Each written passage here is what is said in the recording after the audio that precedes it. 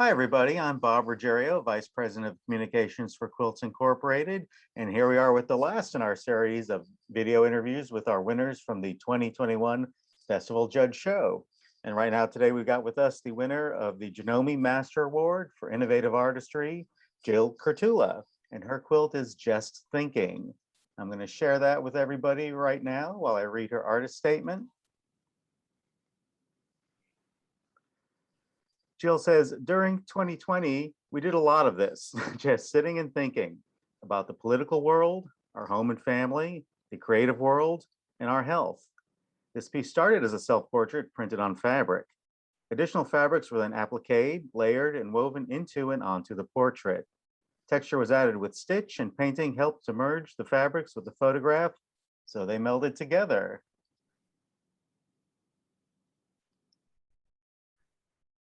And Jill, welcome. Thank you. It's great to be here. So I guess the first question I have for you is tell me a little bit about how you first got involved with quilting and what's kind of kept you interested over the years. Well, I come from the graphic design background and spent a lot of years doing that. And in my spare time, did some sewing of baby clothes and quilts and such, like many of us do.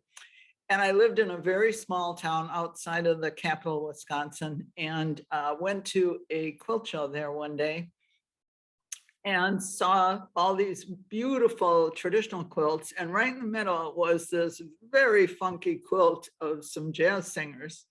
So I immediately called that person and said, "What are you doing?" And we became friends, and she introduced me to the art quilting world in Madison.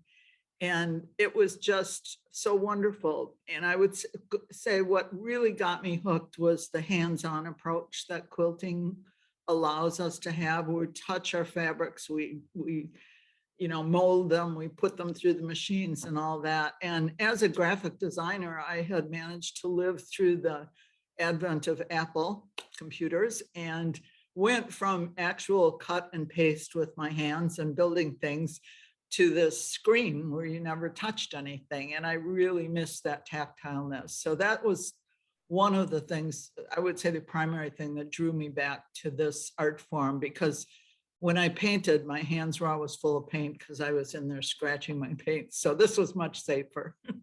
Now, the inspiration and theme for this quilt obviously is going to strike a chord with a lot of people in terms of, as you mentioned in your artist statement, what we've kind of been doing the past 18 months. So tell me a little bit more about why you wanted to take that feeling that we've all felt and put it into a piece of art.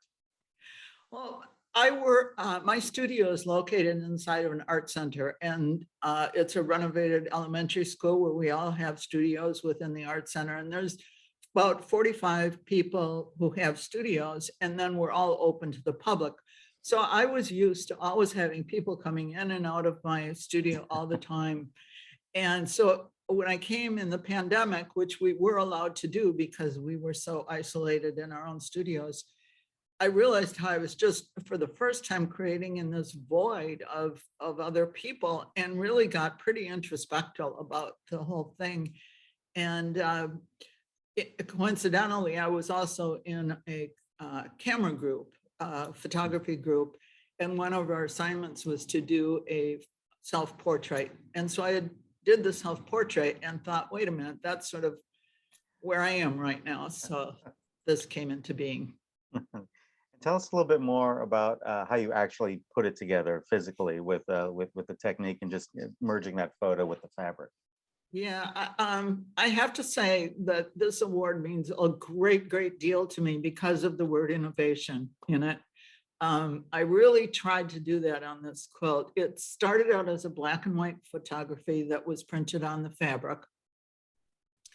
And then I did some painting with fabric paints on that. But I also sliced through the background of the photograph, or the fabric of the photograph, and wove other fabrics into it. And my big concern was I didn't want it to be a photograph of a person with a quilt in the background, right, much like you look right now. But instead, I wanted the two to totally merge, because in all of my work, I tried very hard to make sure that the photograph could not survive without the quilting, and the quilting cannot survive without the photograph. They must be totally integrated at the end. And so that weaving technique that then I blended into a stitching technique with a little bit of painting technique and put that all together to do that blending. So that was the real highlight for me, of that came off pretty successfully. And to you, how does it really kind of stand apart from maybe any other quilt that you've made in your own mind? Well, it's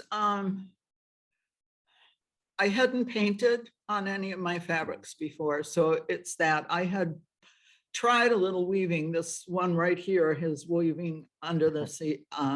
So there's some weaving there, but it hadn't been used as a melding factor before. And I think that, along with some of the stitching that I tried to do, which was pretty different than my usual stitching. So that would be one of it.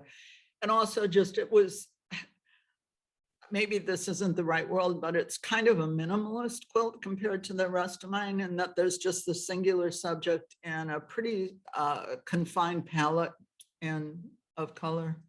And I know that this quilt is going to be one that people look at the show who maybe aren't familiar with quilting and go, I can't believe that's a quilt. Well, I appreciate when people say that, but I also want people not to then go, oh, it's just a photograph on fabric. And I hope they see how those two art forms have been melded together in it. Well, Jill, I just got one more question, and I ask this of everybody. If you had one quilting superpower, what would it be? Oh, that's a good question. Patience. I'm not a very patient person, and I think sometimes if I could learn to slow down a little bit and plan a little bit more, that would be helpful. So I'll say patience. I think that's a great superpower that a lot of us could have, regardless of quilting. Yeah.